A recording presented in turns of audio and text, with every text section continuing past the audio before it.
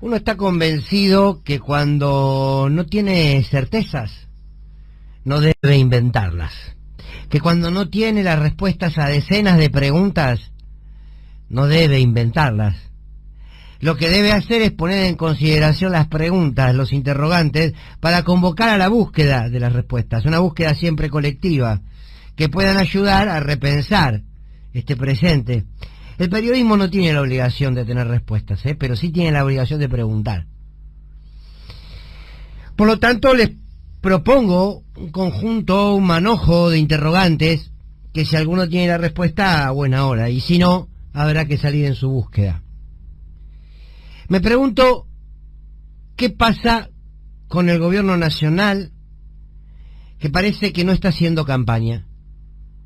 Sobre todo en la provincia de Buenos Aires, en la ciudad, donde uno habló con muchísimos dirigentes en la provincia estos días y dicen no hay campaña.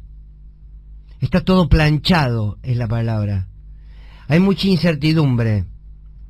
No hay ni material, te dicen. Material de campaña, estamos hablando del volante, la sombrilla, los recorridos, la organización. Me pregunto, ¿cuáles son los motivos de la quietud? ¿Falta motivación? ¿Hay diferencias insalvables dentro del Frente de Todos? ¿Que algunos quieren hacer campaña y otros no? ¿Qué pasa? Porque esto es una realidad, ¿eh?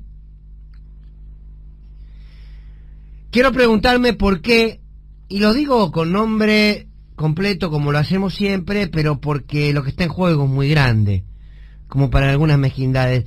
Me pregunto por qué el movimiento Evita y la CGT insisten con quemarle la oreja a Alberto Fernández para que se diferencie cada vez más de Cristina Kirchner.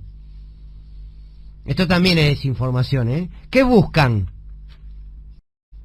Con lo que costó la unidad, ¿por qué siguen haciendo ese juego perverso, antiquillerista dentro del gobierno?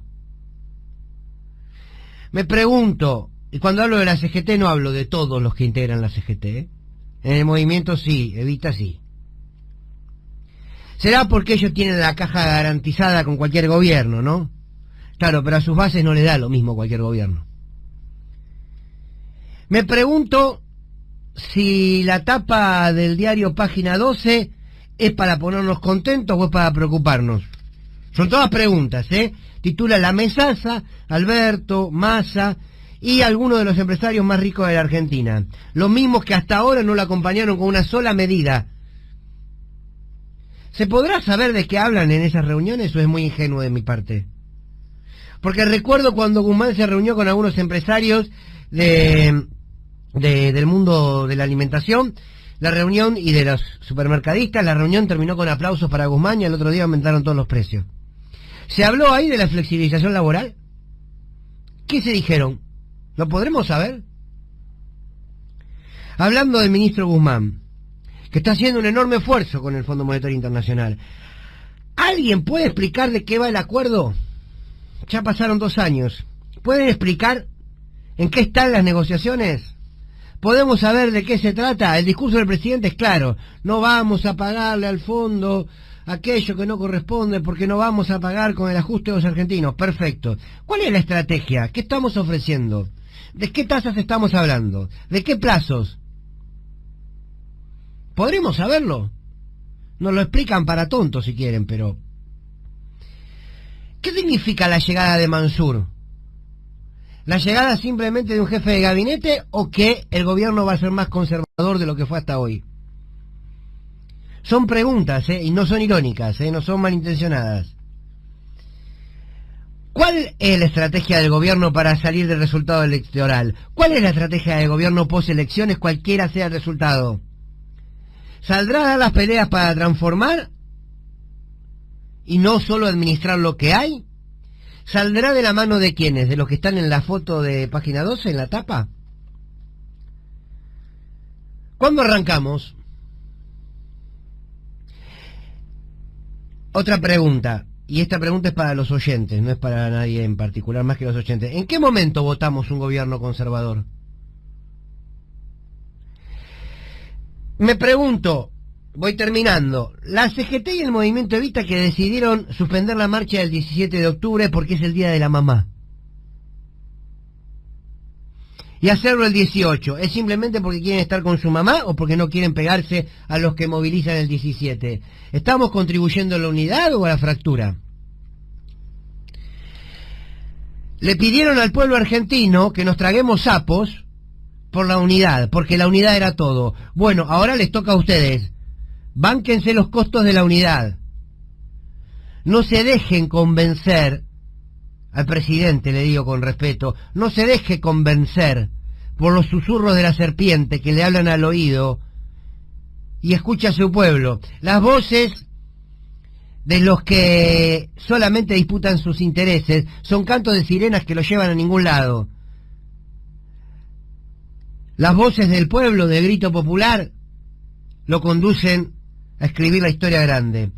Última pregunta, ¿podemos tener esperanza? Sí, claro, siempre. Tomando las palabras que vos, Víctor Hugo, decías al principio del programa. Si no hay lucha, hay hambre, ¿eh? Entonces no hay opción. Para el pueblo no hay opción. O lucha o hay hambre. Para el gobierno tampoco debiera haber opción. O lucha o hay hambre. En la Argentina, los márgenes de ganancia, de los que nunca se habla, son espantosamente superiores a los de otras partes del mundo.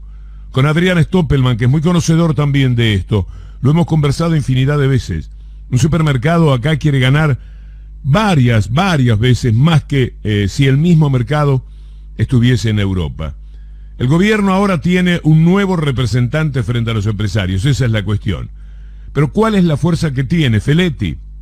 ¿Cuál era la fuerza que tenía antes Español? Se toman medidas, pero después, ¿cómo se respaldan las mismas? ¿Hasta dónde está dispuesto a ir el gobierno en una pelea? En el medio están los medios mafiosos que ya presionan, que ya juegan a favor de los empresarios. Los empresarios son la élite con la que se corresponden. Son sus socios, son sus anunciantes, son sus amigos. Y el gobierno es detestado por toda esa gente. Tiene que saberlo el gobierno. Ahí no hay amigos. Los empresarios ganan 2 veces cuando aumentan los precios sin escrúpulos. Multiplican la plata que tanto les interesa, pero además vencen ideológicamente al gobierno, lo arrastran al fracaso de la inflación. Entonces el problema no es Español o Feletti.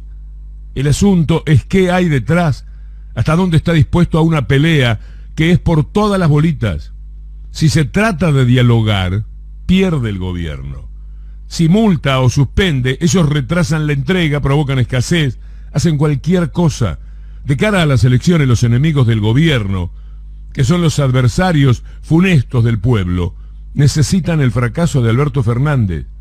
La vacunación, esa maravilla que se ha hecho en la Argentina, la ayuda a los trabajadores, el Estado presente, todos los méritos acumulados no le lucen al gobierno, no le lucen para nada.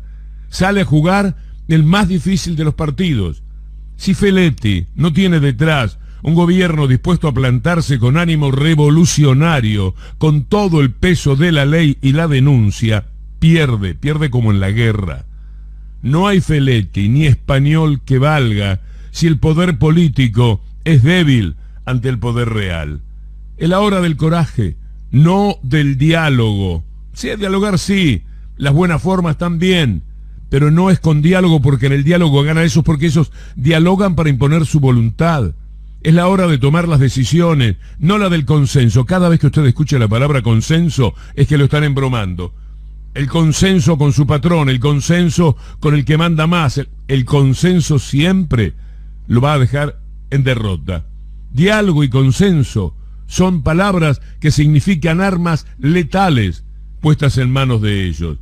La del gobierno es el coraje para tomar las decisiones que haya que tomar por una vez en la vida, le pese a quien le pese y diga lo que diga la mafia de Clarín.